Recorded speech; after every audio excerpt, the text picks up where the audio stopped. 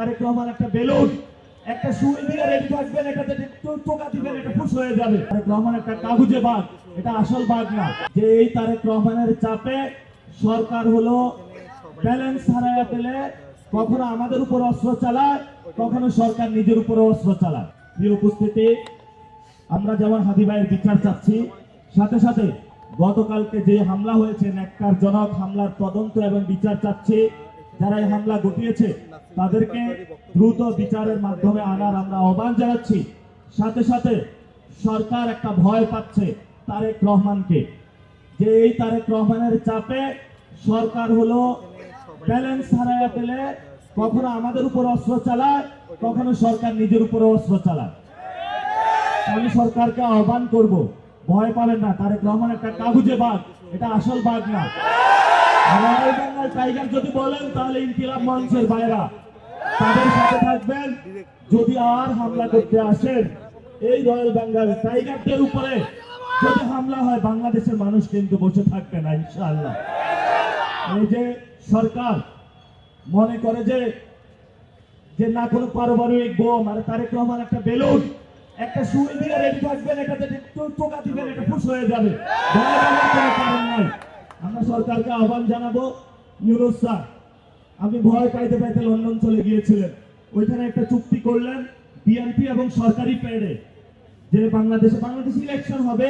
কই আমরা তো এই শব্দটি শুনলাম না যে সুষ্ঠু একটা ইলেকশন প্রয়োজন। আমরা গণতন্ত্রকে রক্ষা করতে চাই।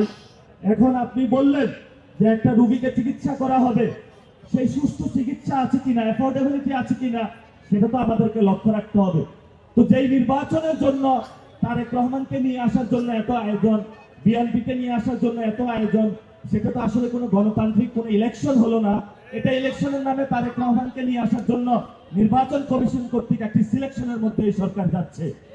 এবং আপনারা জানেন, ইলেকশন কমিশন দ্বৈত নাগরিক এবং যারা ঋণ খেলাপি তাদের নমিনেশন বাতিল করার কথা, কিন্তু ছাত্রদল এই সন্ত্রাসী সংগঠন, যুবদল সন্ত্রাসী সংগঠন, তারা ইলেকশন কমিশনের সামনে গেল, গিয়ে একটি মব করলো। মব করার মধ্য দিয়ে এই ঋণ খেলাপি এবং যারা দুর্নীতিবাদ, চাঁদাবাজ, এদেরকে সংসদে নিয়ে যাওয়ার ব্যবস্থা করলো।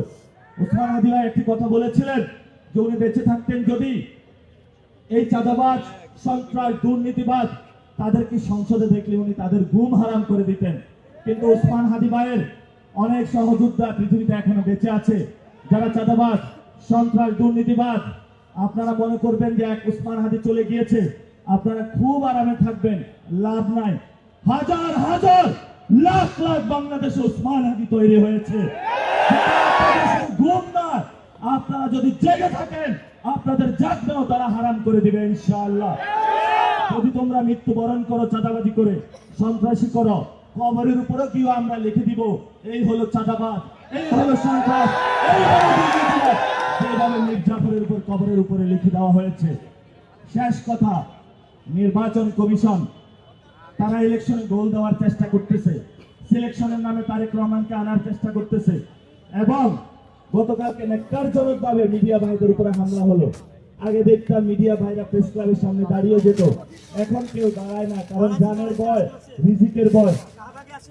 আজকে দাঁড়াইছে, কিন্তু পুরো বাংলাদেশে যারা সাংবাদিক ভাইরা আছেন, একদিকে তো আপনাদের বেতন দেয় না, এখন আরেকদিকে হলো রাস্তা নিয়ে আপনাদেরকে পিটাচ্ছে। তো বাংলাদেশে আপনাদের আসলে কোনো নিরাপদ জায়গা নাই। আপনারা দাঁড়াবেন, ওসমান হাদি ভাইয়ের লড়াইটা চালিয়ে যাবেন। আজকের যারা প্রোগ্রাম আয়োজন করেছেন এবং এখানে বিশিষ্ট অনেক ব্যক্তিবর্গ রয়েছেন, রাজনীতিবিদ রয়েছেন এবং ডাকসুর নেতৃবৃন্দ রয়েছেন, সকলকে ধন্যবাদ। গতকালকেও ওনারা ডাকসু থেকে প্রোগ্রাম আয়োজন করেছেন, ওনাদের যে আজাদের সংগ্রাম এটা চালিয়ে যাচ্ছেন। আমাদের কর্তব্য হলো ভাইদের সাথে থেকে আজাদের সংগ্রাম চালিয়ে যাওয়া, এবং রাজপথে যদি কোনো ভাই আক্রান্ত হয়, আমরা ইনশাআল্লাহ বুকে আগলে রেখে তাদেরকে রক্ষা করব। ইনকিলাব মঞ্চে ভাইরা, আপনাদের ভয় নাই, পুরো বাংলাদেশ আপনাদের আসে। আপনারা এরিয়ার তো রয়্যাল বেঙ্গল টাইগার, ওই যারা গতকাল আপনাদের মারতে আসে, ওগুলো হলো কাগুজে বাঘ। কাগুজে বাঘদেরকে আমরা ভয় পাই না। ইনশাআল্লাহ আমাদের এই যাত্রা অব্যাহত থাকবে।